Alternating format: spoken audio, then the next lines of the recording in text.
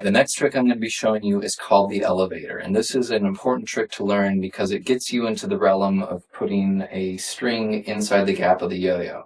And the reason this is important is because it sort of forces you to learn to keep your hands parallel with each other so that when you're performing the tricks, say you move your hands to the wrong side, that would cause the yo-yo to tilt and mess the trick up. So it's going to teach you a lot of control, and that'll help you down the road when you're learning tricks like the trapeze or double or nothing or suicide catch. To do the elevator, and this is what it looks like, I'll just start with that.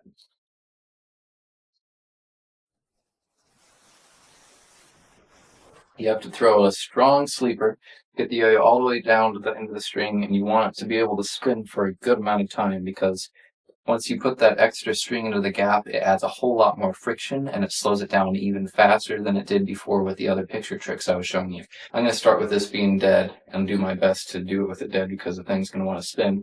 But what you do is you allow the yo-yo to sleep in front of you, hanging down from your throw hand. You're going to take the index finger of your free hand, put it about halfway down the string, into the string, take your throw hand towards you, and you're going to swing it down. And say the yo-yo is spinning and sleeping, it's going to hold it in this direction. You're going to put the string into the gap of the yo-yo. Then while it's sleeping, all you have to do is pull down on the string and it's going to bring the yo-yo up the string. If you tilt it towards you a little bit, it'll help it stay on the string without tilting and falling off. But the main idea with this trick is you want to start right above your throw hand. You want it to travel all the way up to your free hand. Once it reaches maybe an inch beneath your hand, you want to travel all the way back down the string to your throw hand. From there, you can dismount it and catch the yo-yo. But I will show you one more time what it looks like with it sleeping. So strong sleeper, finger goes into the string comes down into the gap, pull it all the way up, lift your hand up to bring it all the way down, you dismount, and then you would catch the yo-yo. And like I said, being that this is a fixed axle yo-yo and the more strings you put into the gap are going to slow it down, make sure you give it a very strong sleeper so you can actually get it all the way up to your hand, all the way down to your other hand, dismount it, and catch it. So here is the trick one more time. This is the elevator.